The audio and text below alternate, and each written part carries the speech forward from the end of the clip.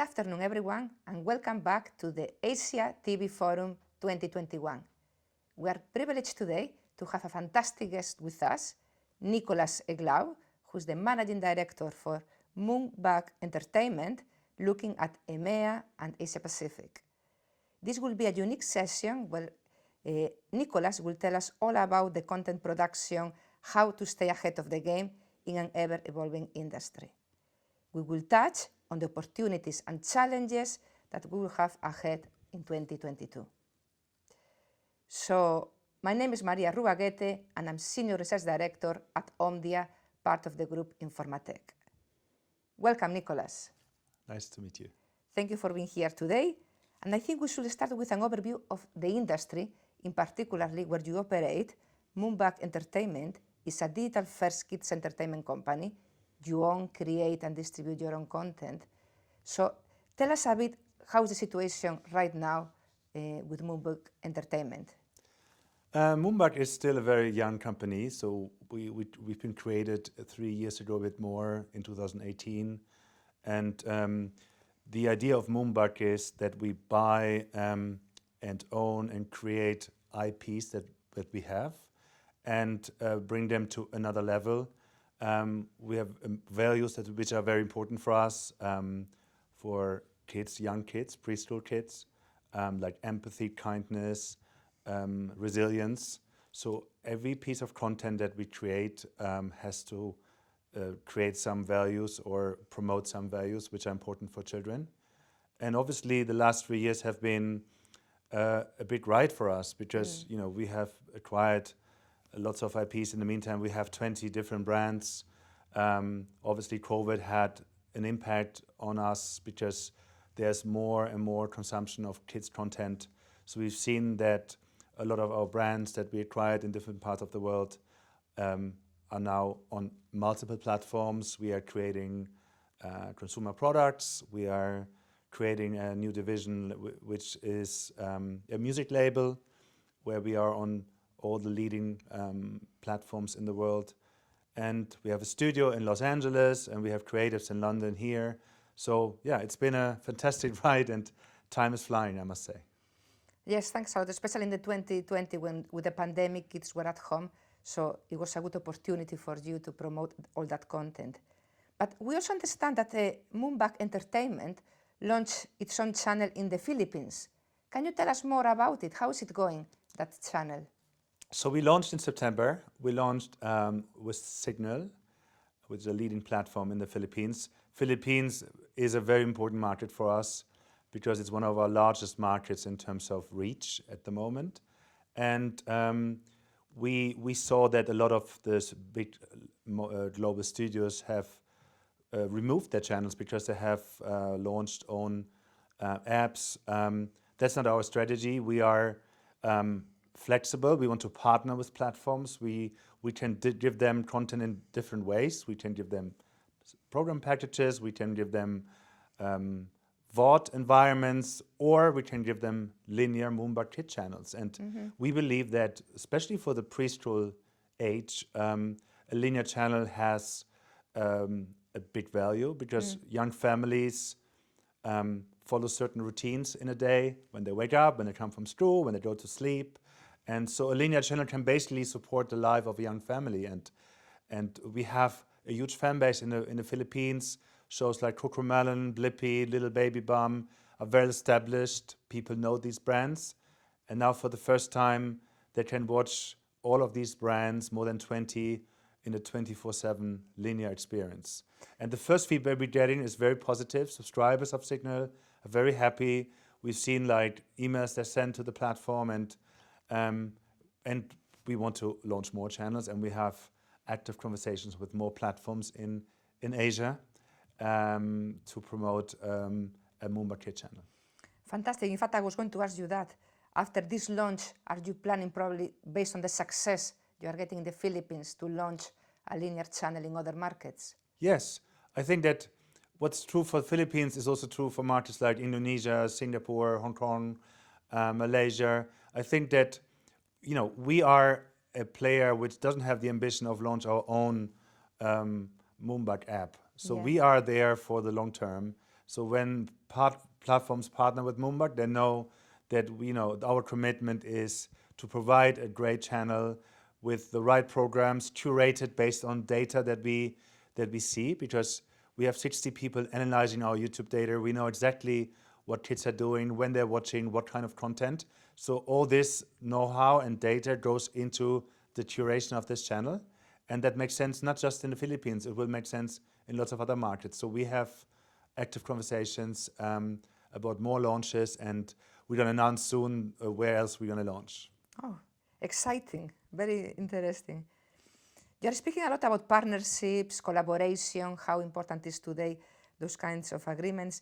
For everyone who is listening today, from Asia Pacific in particular, what are you doing in terms of co-productions? Are you open to collaborate to co-productions with other countries, with other companies? Yes, co-production with originals is a very important part of our business.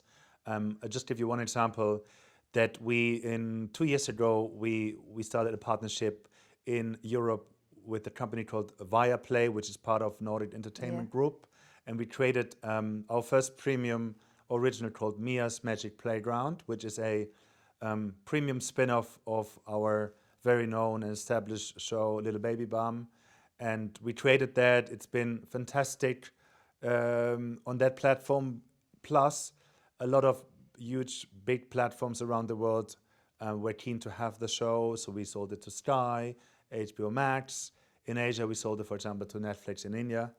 So, and there's a model where basically, our partners, they get lots of rights for their market. They have a creative say on the production. So we create a new show together. One thing we always keep is the ownership of the IP. That's important for us because that's the kind of DNA of Moonbug.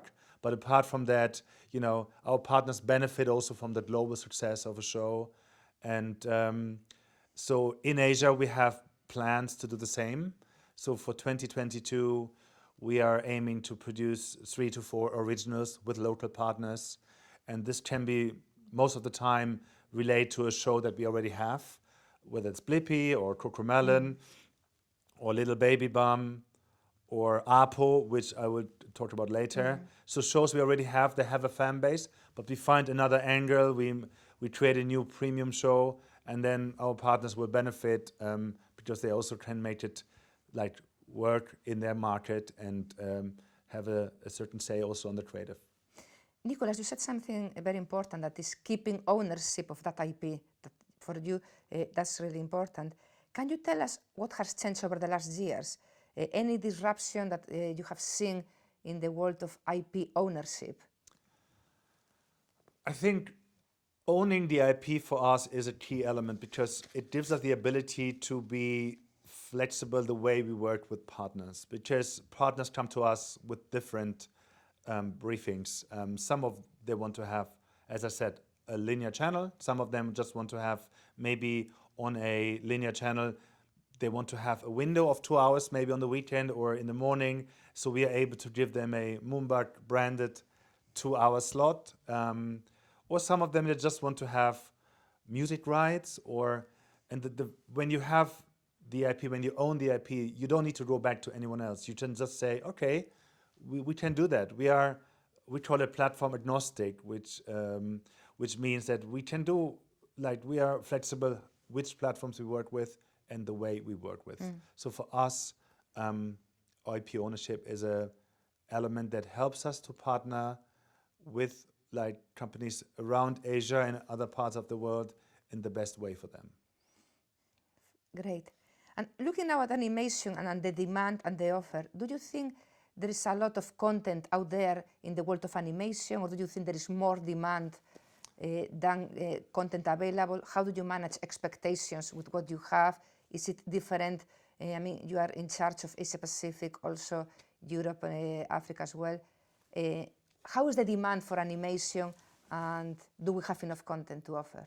I think there's never enough content. I think when I look back 20 years ago, there were linear channels. That was the only way you could watch content. And by definition, a linear channel has only a certain number of hours, and there's a bit of a natural gap or limit. Streaming platforms, obviously, they have unlimited space, even though they want to focus on stuff they really like. And I think for us as Moonbug, we are definitely prepared for increasing demand. I think in many ways. First of all, we are constantly producing new content. So every week we are producing new episodes of our shows, whether it's Cocomelon or Blippi or Little Baby Bum. We're also creating new shows. We call it spin-offs of our existing shows. So very recently we created a new show called Lellaby City Farm, which is a very premium show that we launched on YouTube. YouTube for us is very important because that's basically the place where we create these mega brands. Because YouTube obviously is a global platform. It's a free platform. So it's for us a way that people get to know our brands, and then they travel very often to premium platforms without advertising, but the audiences recognize these brands because they've seen them before. And the next step is then linear. We see that a lot of our brands actually make it to linear. And then the third is about increasing content demand, is we're also looking for acquiring new IPs. Moonbug has been established by acquiring IPs, partnering with people who have founded new brands and creative stories. And we're very keen to also partner with content owners in Asia in 2022. It's a very important part of our business, not just doing the partnership with the platforms, but also being actively connected to people who own IP and they might want to partner with us, or we might be able to acquire those brands. And again, you mentioned something very important, that is the role of social media and the role of YouTube, for example, because yes, during 2020, according to our Omdia consumer survey, it was the most watched service across the whole world. So everyone spent time watching YouTube, and not only in small devices, smartphones, tablets, also in the big screen, smart TV. So for you, the change in technology, how is this affecting the way you produce content? Do you adapt your content for these new technologies and disruption in the tech industry as well? I think, first of all, I talked about YouTube. YouTube is really key for us to build brands, and then these brands, they have a huge fan base, and they will all then partners and platforms and channels will benefit from that fan base that we created on YouTube. In terms of technology, I think there's a very good example in Korea, where there's the Amazon of Korea is called Coupang, and so they are an e-commerce platform, but they also have Coupang Play, which is similar to Amazon Prime, where kids and families can watch content. So they approached us last year and wanted to have good content made for their platform, which is an e-commerce platform, but also has entertainment offerings. And they wanted to have a bundle of content from us. So we created a selection of titles, whether it's Blippi or Cocomelon, Arpo. And so now all our content is on this e-commerce platform driven by technology in Korea, and which will drive retention and new people joining that platform. And so basically it's, in a way, technology meets content here, and we can really help a new platform, an e-commerce platform, to compete with their local and global competitors. And e-commerce, again, is something to look forward, like companies like Netflix now, they're launching also their own shopping in window, trying to monetize the content they have. So you are speaking about partnerships with this Korea e-commerce platform. You spoke about YouTube. You mentioned also Apple. So can you tell us more about other partnerships like Apple? I don't know if you are also working with Roku, Amazon, or others. So Arpo is a Korean show that we acquired in 2019 in summer, and it's a slapstick animated show. It's a robot that works as a nanny in a house, and every episode is about a new adventure. It's very funny, and when we bought this IP, we looked at this, and we've increased the number of episodes. We looked at the production. We increased the value.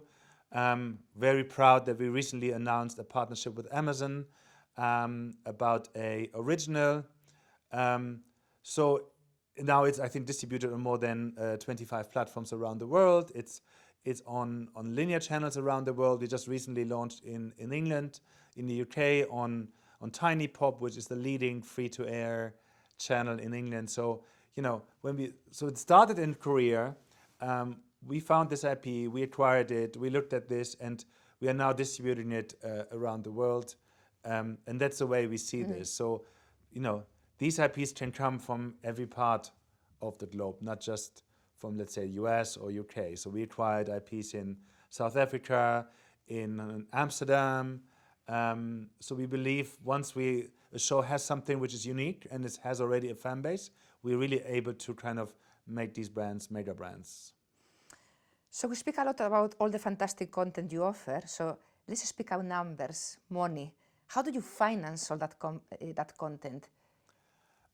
Again, we are flexible. It always depends when you partner, whether you partner with a global partner or with a, let's say, regional partner.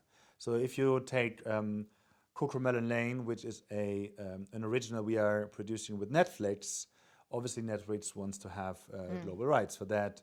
But when you partner, I talked about Mia's Magic Playground in a certain region, in this case was the Nordics in Europe, you then are free to distribute the content around the world, and you find a model where basically your partner will also benefit from the distribution revenues that you make around the world. So if I look at Asia, we're very flexible to do either way. So we could do a partnership, let's say, with a partner in Southeast Asia, and they would retain the rights for many years in their market. They would have, there would be a strong partner on the creative. We can discuss about script writers, about the number of episodes, the length, all this that works for their market. But then we also can think about what's the strategy to distribute that content outside of their market. And in a way, this kind of structure will determine how we finance. So we obviously, as Moonbug, are able to finance, but we also like the fact that partners finance, and it gives them the ability and the rights they want, also to influence the creative. So there's not just one way to do it. There are many ways, but it starts with a good idea. Once we have a good idea and a partner that fits to us, not just financially, but also in terms of vision. What do we want to express with that show? What do you want kids to learn with that show? I think then we always find a way. You mentioned also Netflix as one of your partners. Even with Netflix, you keep IP ownership. It still remains with you? Or you have to give all the global rights to Netflix? We always keep IP ownership. That's basically the DNA of Moonbug. Very good. So since your role is across the Western world and Asia Pacific, and both the West and Asia Pacific, they had a different approach to animation, what can you tell us have been the lessons that the West have learned from the East and vice versa? What lessons do you think we can learn from each region? How different are they? And what is impacting you? I think I think the first thing I want to say is obviously when we look at Asia, I mean, it's so different each market. So in the same way, like Europe is very different, Asia is very different. So it's very difficult to say, okay, that's the Asian way or that's the European way. I think if I look at, for example, where we would love to expand in Asia, maybe also through acquisitions and partnerships, is for example Japan, which is a market where like local animation is, even like not brand new, but with the traditional local animation is very successful. And for us, entering such a market is probably only possible if you partner with someone local. That's something we want to do next year. So Japan is definitely one of our priority markets. Same as China, where we launched our biggest show, CoComelon, this year. It is already after 6 months on every top platform and among the leading IPs, overseas IPs in China. So I think we can learn Also the importance of language and dialects. Obviously, there's so many different languages, and I know that localizing content is an important factor. So we're also very active dubbing or localizing our shows in Asia, and looking at local, like we do another APO story. Like when we found an IP in Korea, I would love to do the same in Japan or in Southeast Asia. So that's definitely something we have our roadmap for 2022. And I think there's lots of opportunities. We actually, by the way, also now putting a team in place. We have our Asian hub is in Singapore, so we're gonna hire talent there, and so we're gonna be even closer to our clients. We have Edie, she's fantastic. She's based in Korea. She's done a lot of partnerships there. So we are constantly looking at, how can we be even closer to our partners there and find the right IPs, partner with the right IPs to kind of grow in Asia. Fantastic. So you're already very well established in Korea, lots of opportunities, or you would like to expand in Japan and China. So this goes very well with our last question, that is, what are your predictions for 2022? Not just for your company, in general, where do you think the world is heading? Obviously, for your conversation, linear TV is here to stay. Obviously, it's not dead at all. In fact, many companies are launching now linear channels, including you. What are your predictions for 2022? I think that my prediction is that, first of all, there's going to be continuous demand for a lot of good preschool content, because I think preschool content drives retention on streaming platforms, both and linear channels.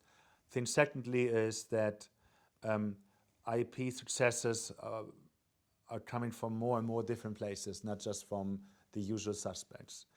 I think there's more need for flexibility. I think there's more and more platforms. I believe that more studios will launch their apps. So it's going to be a continuous competition happening between local players and global players in the SVOD, but maybe also increasingly in the AVOD space. You see AVOD is pretty big already in US. I think in Europe and Asia it's still a bit underdeveloped, but I think with the scale that is in Asia, it's just a matter of time that AVOD is going to be important.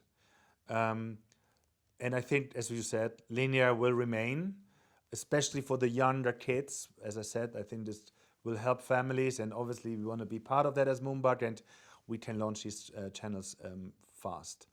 I hope that this Asia and also the rest of the world will continue to recover from COVID, that travel going to be possible, that more face-to-face meeting going to be possible. There was obviously something that we all missed last year and this year. So maybe hopefully the next market will be in person and not virtual. I think we all hope that. But I think to summarize, I think there's going to be continuous demand for more good quality brands and content. And we want to be part of that. Fantastic, Nicholas. It has been fascinating. Great messages out there. So thank you so much for being here in person. It has been a pleasure for me to interview you today. And thank you everyone who has been with us today. And please keep watching here, because there will be more sessions and lots of interesting content coming. Thank you everyone. Thank you, Nicholas. It has been really good. Thank you. Thank you.